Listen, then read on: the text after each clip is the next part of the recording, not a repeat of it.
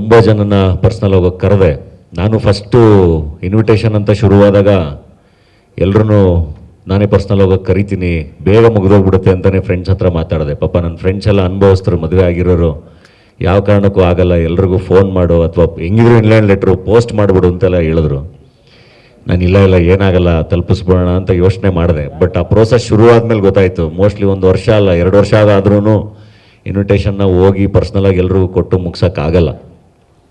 So ಆಮೇಲೆ phone ಮಾಡೋಕ್ಕೆ ಶುರು ಮಾಡಿದೆ, ವಾಟ್ಸಪ್ಪಲ್ಲಿ ಕಳ್ಸೋಕ್ಕೆ ಶುರು ಮಾಡಿದೆ, ಪತ್ರಗಳನ್ನ ಪೋಸ್ಟ್ ಮಾಡೋಕ್ಕೆ ಶುರು ಮಾಡಿದೆ. ಇವಾಗ ಮೀಡಿಯಾ ಮೂಲಕ ಇನ್ವೈಟ್ ಮಾಡೋಕ್ಕೆ ಬಂದೀನಿ ಎಲ್ಲರೂ. ನಮ್ಮ ಡಾಕ್ಟರ್ ಧನ್ಯತಾ ಅವ್ರ ಪರಿಚಯ, she is IVF specialist, gynaecologist. ಆಮೇಲೆ ಇನ್ನೊಂದೇನಾದ್ರು ನನಗೆ ಪದ ಬರಲ್ಲ ಹೇಳೋಕ್ಕೆ. ಅದು ಹೆರಿಗೆ ಮತ್ತು ಸ್ತ್ರೀ ರೋಗ ತಜ್ಞೆ ಹಾಗೂ ಬಂಜೆತನದ ತಜ್ಞೆ ಅಂತ ಕನ್ನಡದಲ್ಲಿ ಹೇಳ್ತೀವಿ. ಇಂಗ್ಲೀಷಲ್ಲಾದರೆ obstetrician and gynaecologist and IVF specialist.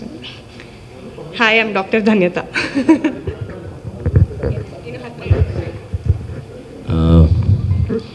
So ಅವ್ರನ್ನ ಆಲ್ರೆಡಿ ಪರಿಚಯ ಮಾಡಿಸಿದ್ದೀನಿ.